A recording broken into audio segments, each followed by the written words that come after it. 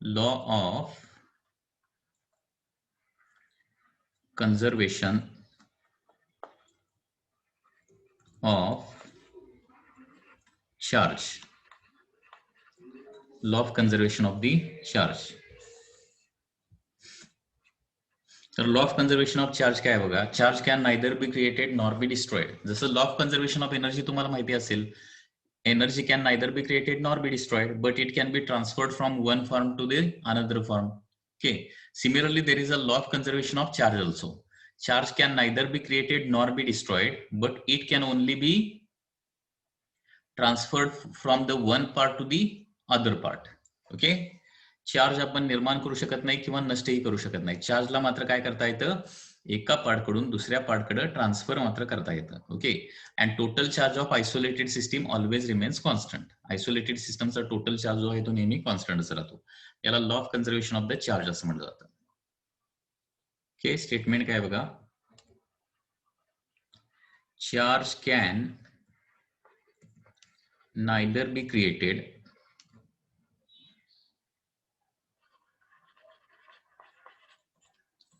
nor be destroyed.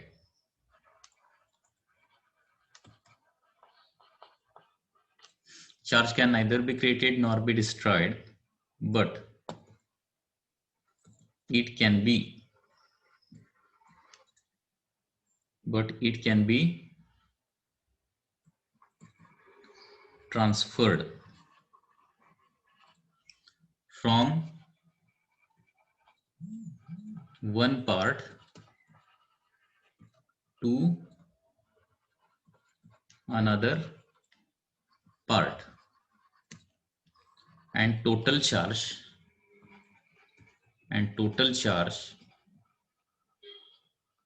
of isolated system, total charge of isolated system always remains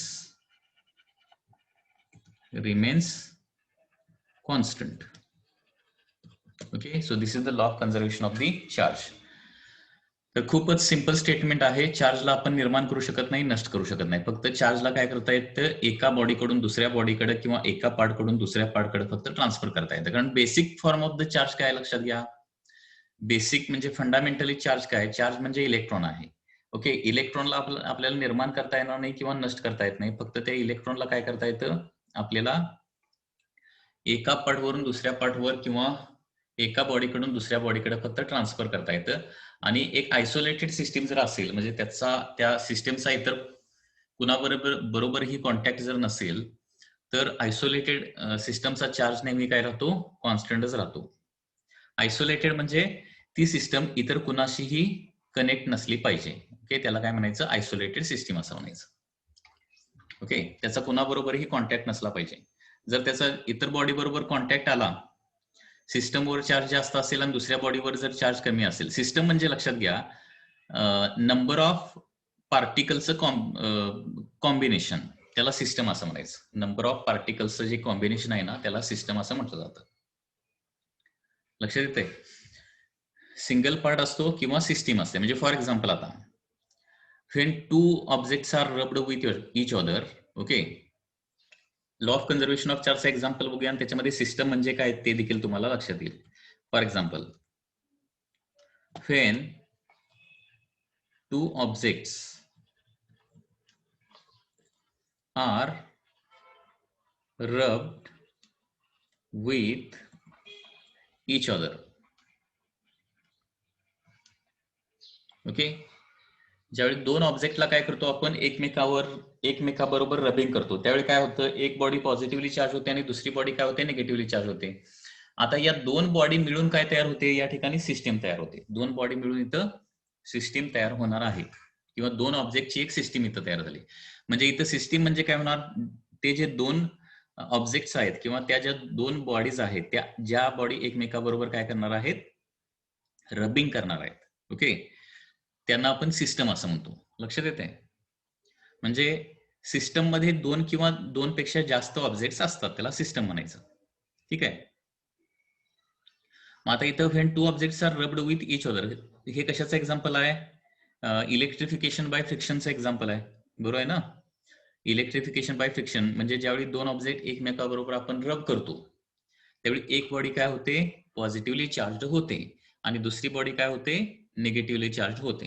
okay, when two objects are rubbed with each other, okay, one get positive charge and other get negative charge. बरोबर. तर या ठिकाणी आता law of conservation of charge कसं काय उभे होतोय? तर रब करण्याच्या अगोदर दोघांच्या वरचा मिळून आपण चार्ज जर बघितला किती असणार? रब करायच्या अगोदर दोघेही न्यूट्रल होते, त्याच्यामुळे दोघांचा मिळून चार्ज 0 असणार आणि रब केल्यानंतर एक पॉझिटिव्हली चार्ज होणार आणि दुसरं निगेटिव्हली चार्ज होणार. आणि आपल्याला माहिती आहे की एका बॉडीवर जेवढा पॉझिटिव्ह चार्ज डेव्हलप होतो तेवढाच दुसऱ्या बॉडीवर निगेटिव्ह चार्ज डेव्हलप होतो. म्हणजे दोघांचा मिळून परत चार्ज काढला तर किती येणार? 0च येणार.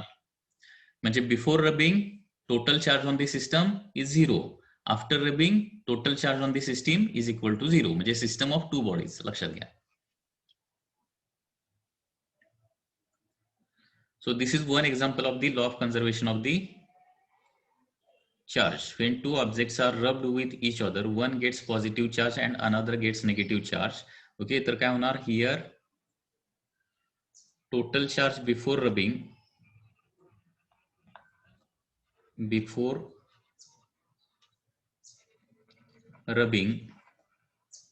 is equal to 0 and total charge after rubbing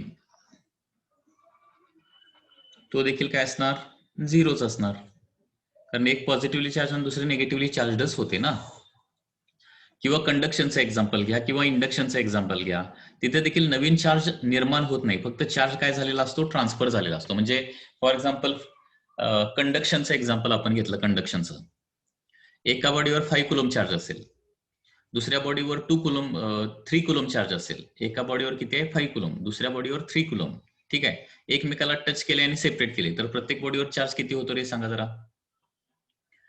5 आणि 3 चार्ज आहे before touching, before brought in contact. Okay, so after the contact प्रत्येक बॉडीवर तुम्हाला माहिती आहे किती? 4 कुलम आणि 4 कुलम. म्हणजे बिफोर टचिंग किती चार्ज होता? टोटल 8. आफ्टर टचिंग देखील किती झाला? 8 झाला. लक्षात आलं? तर ही दोन बॉडीची सिस्टम झाली. म्हणजे अशा प्रकारे एखाद्या ठिकाणी म्हणजे कंडक्शन मध्ये आता फॉर एक्झाम्पल सुरुवातीला 4 बॉडी घेतल्या आणि एकमेकाला टच केल्याने परत सेपरेट आणल्या, तर नंतर चार्ज बघितला तरी सुरुवातीला 4 बॉडीवर मिळून जेवढा चार्ज असणार आहे तेवढाच नंतरचा चार्ज असणार आहे. ओके, याला law of conservation of charge म्हणायचं. आता law of conservation of charge जो आहे तो काय होतो? सगळीकडे उभे होतो. Okay, this is obeyed in chemical reaction also. This is obeyed in chemical. हे जे आहे ते केमिकल रिएक्शन मध्ये, केमिकल रिएक्शन्स किंवा न्यूक्लिअर रिएक्शन जरी घेतली आपण, न्यूक्लिअर रिएक्शन,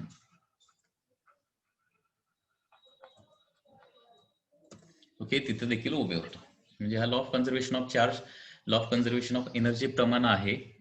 ओके, आणि तो सगळीकडे उभे होतोय.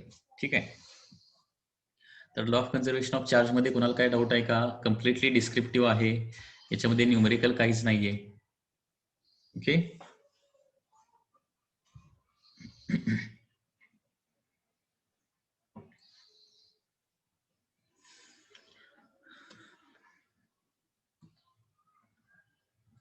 हा, याच्यानंतर नेक्स्ट आपल्याला बघायचं आहे Coulomb's law. Coulomb's law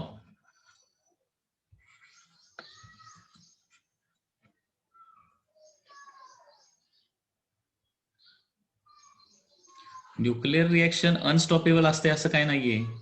nuclear reaction कसं असतंय, एक ठराविक वेळेनंतर स्टॉपच होते की न्यूक्लिअर रिएक्शन. न्यूक्लिअर रिएक्शन म्हणजे न्यूक्लिअर टॉपिक 12th मध्ये आहेत त्याच्यामध्ये तुम्हाला लक्षात येईल. ओके, न्यूक्लिअर रिएक्शन अनस्टॉपेबल असतात असं नाहीये, लक्षात घ्या. न्यूक्लिअर रिॲक्शन भरपूर प्रकारचे असतात. Alpha decay, beta decay, gamma decay. ठीक आहे. अल्फा बीटा गॅमा डिके झाल्यानंतर जर स्टेबल न्यूक्लियस प्रोड्यूस झाला तर ती न्यूक्लिअर रिॲक्शन थांबतेच ना तिथं. Okay. Next is the Coulomb's law. आतापर्यंत आपण बघितलं की दोन चार्जेस मध्ये फोर्स ऑफ अट्रॅक्शन असतो किंवा फोर्स ऑफ रिपल्शन असतो. म्हणजे सिमिलर चार्जेस मध्ये काय असतं? रिपल्शन, बरोबर. आणि डिसिमिलर चार्जेस मध्ये काय असतं? अट्रॅक्शन. म्हणजे पॉझिटिव्ह आणि पॉझिटिव्ह मध्ये रिपल्शन असणार आणि पॉझिटिव्ह आणि निगेटिव्ह मध्ये अट्रॅक्शन असणार आहे. एवढंच आतापर्यंत बघितलं. पण ते किती अट्रॅक्शन किंवा किती रिपल्शन असणार आहे हे स्टडी हे देणारा लॉ जो आहे त्याला काय म्हटलं जातं? कुलोम्स लॉ असं म्हटलं जातं. सो कुलोम्स लॉच्या साइन आपल्याला काय करता येतं? दोन चार्जेसच्या मध्ये किती फोर्स आहे हे आपल्याला फाइंड आउट करता येतं किंवा कॅल्क्युलेट करता येतं. तर कुलोम्स लॉचं स्टेटमेंट कसं आहे बघा. कुलोम्स लॉचं स्टेटमेंट या पद्धतीने आहे. Force of attraction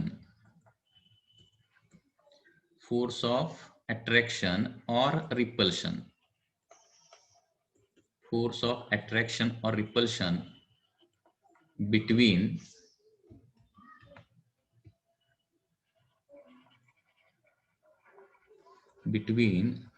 two charges at rest. Force of attraction or repulsion between two charges at rest is two charges म्हणण्यापेक्षा 2 पॉइंट चार्जेस असं म्हणायला पाहिजे. तो वर्ड महत्वाचा आहे. फोर्स ऑफ अट्रॅक्शन और repulsion between 2 point charges at rest is, okay, force of attraction or repulsion between 2 point charges. म्हणजे इथे लक्षात घ्या कुलोम्स लॉ जो आहे तो कुणाशी रिलेटेड आहे? It is related to the point charges. Point charges म्हणजे काय आहे? एक पॉइंट आहे आणि त्याच्यावर चार्ज आहे. ओके. पॉइंट चार्जेस ऐवजी काय असतं? चार्जड बॉडी देखील असू शकतं. आणि त्याचबरोबर हे दोन्ही चार्जेस कसे आहेत? रेस्टमध्ये आहेत. So force of attraction or repulsion between 2 point charges at the rest is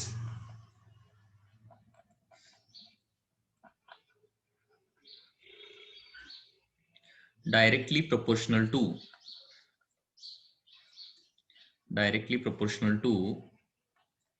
product of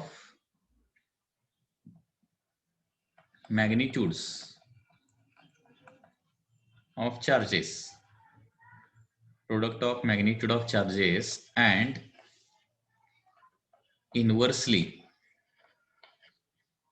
and inversely proportional to square of distance between them.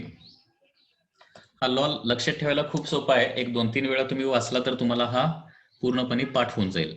The force of attraction और repulsion between 2 point charges at the rest is directly proportional to the product of magnitudes of the charges and inversely proportional to the square of distance between them. Okay. याचा meaning काय होतो? याचं explanation काय आहे ते आपण बघूया. ठीक आहे. Suppose there are 2 charges Q1 and Q2. हे 2 चार्जेस आहेत. ठीक आहे. आणि यांच्यामध्ये सेपरेशन किती आहे? Suppose separation between these 2 charges is suppose R. R is the separation between the 2 charges. आता हे सिमिलर असतील तर रिपल्शन असणार आणि डिसिमिलर असेल तर अट्रॅक्शन असणार आहे. तर हे अट्रॅक्शन किंवा रिपल्शन किती असणार आहे?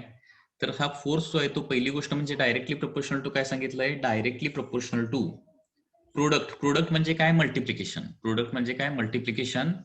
Product of magnitude of charges म्हणजे चार्जेसच्या मॅग्निट्यूडचं जे प्रोडक्ट आहे ना त्याला directly proportional Q1 into Q2. हा, it is similar to Newton's law of gravitation. Okay. Newton's law of gravitation प्रमाणच आहे. सेम टू सेम तसंच आहे.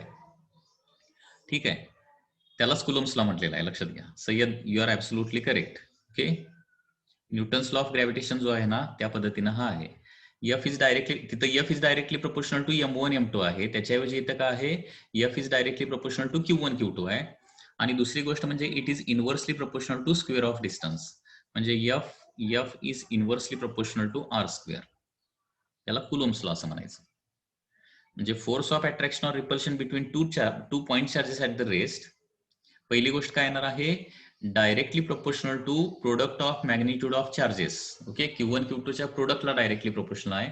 आणि दुसरी गोष्ट म्हणजे inversely proportional to the square of distance between them.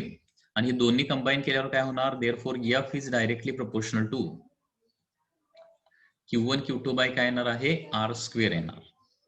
F is directly proportional to Q1 Q2 by R square.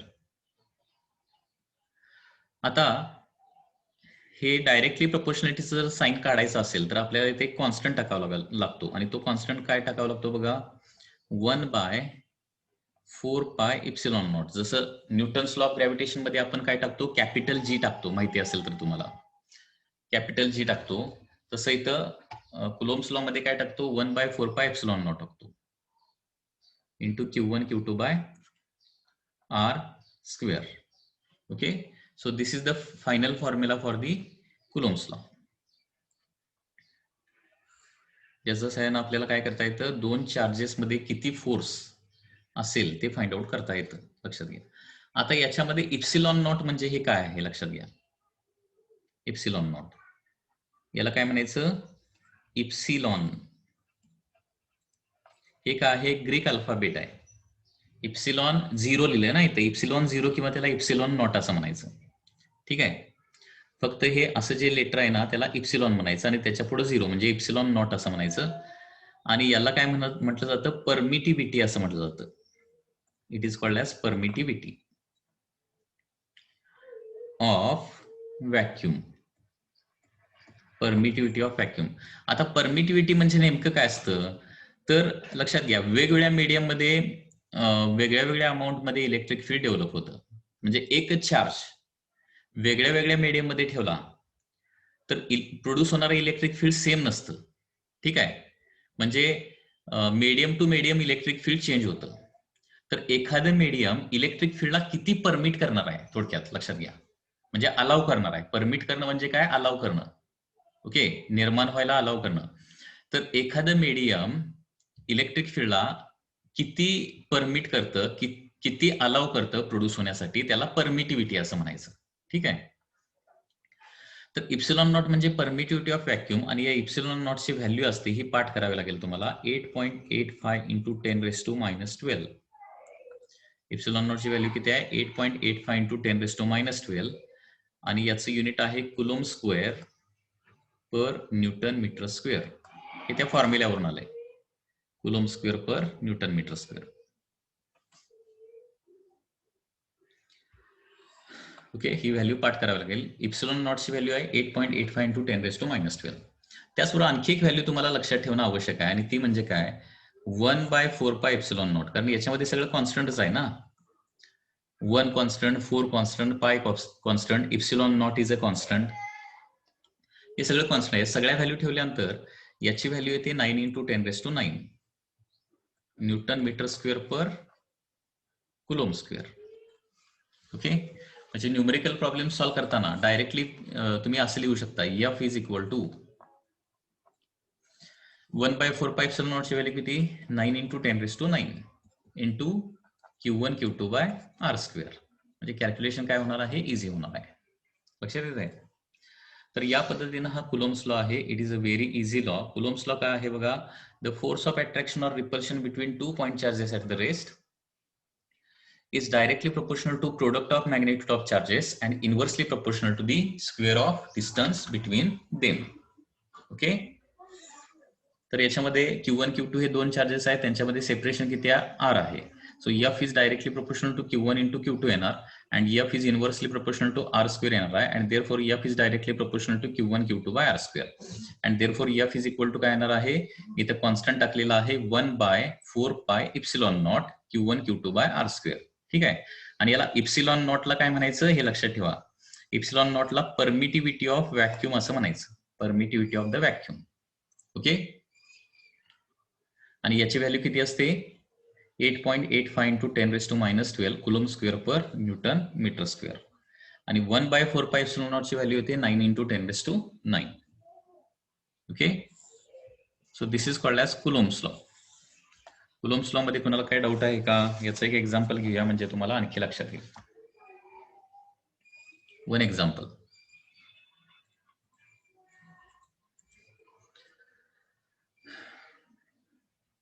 Calculate force between two charges of 3 coulomb and 8 coulomb when they are placed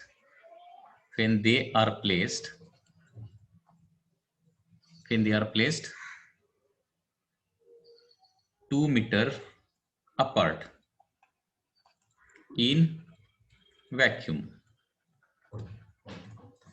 बघा व्हॅक्यूमचं spelling बघा, VACWM आहे. Okay, अनेक वेळा student by mistake VACCUM लिहितात, C double लिहितात आणि U single लिहितात, तर ते स्पेलिंग जे आहे ते चुकीचं आहे. तुम्ही बघू शकता टेक्स्टबुक मध्ये बघा. Calculate force between two charges of 3 coulomb and 8 coulomb when they are placed 2 metre apart in vacuum. म्हणजे इथे दोन चार्जेस आहेत, पहिला आहे 3 कुलॉमचा, दुसरा आहे 8 कुलॉमचा, आणि ते व्हॅक्यूम मध्ये ठेवलेले आहेत 2 मीटर अपार्टला. आता इथे डायरेक्टली मी लिहू शकतो by Coulomb's law. By Coulomb's law force is equal to 1/4πε0. Okay, सय्यदने आन्सर निकाला आहे already. Q1 Q2 by R². आता 1/4πε0 ची व्हॅल्यू किती ठेवायचं म्हणून सांगितलं मी, 9 × 10⁹ ठेवा. Q1 ची व्हॅल्यू 3 आहे, Q2 ची व्हॅल्यू 8 आहे, डिवायडेड बाय R². R² म्हणजे 2 चा स्क्वेअर किती होणार? 2 चा स्क्वेअर डायरेक्टली लिहितो मी, 4. 4 2s are 8. ओके, सो किती होणार? 3 × 2 6 and 9 6 are 54. करेक्ट.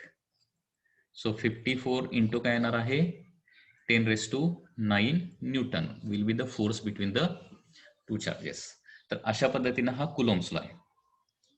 आता हा जो कुलोम्स लॉ आहे ना, तो स्केलर फॉर्म मध्ये आहे. स्केलर म्हणजे फोर्सची मॅग्निट्यूड मिळाली फक्त, आपण इथे डायरेक्शन अजून सांगितलेलं नाही. म्हणजे अट्रॅक्शन असेल तर कुठल्या डायरेक्शन फोर्स येणार, रिपल्शन असेल तर कुठल्या डायरेक्शन येणार आहे, त्याला काय म्हणायचं? Vector form of Coulomb's law. हा काय झाला ऍक्च्युली? कुलोम्स लॉ किंवा स्केलर फॉर्म म्हणजे फोर्सची फक्त व्हॅल्यू काढली ना, मॅग्निट्यूड काढली, त्याची डायरेक्शन काढलेली नाहीये. व्हेक्टर फॉर्म मध्ये सांगायचं म्हणजे मॅग्निट्यूड पण सांगायचं आणि डायरेक्शन पण सांगायची. ओके, तर याच्यानंतर आपण स्टडी करणार आहे Coulomb's law in vector form. Okay,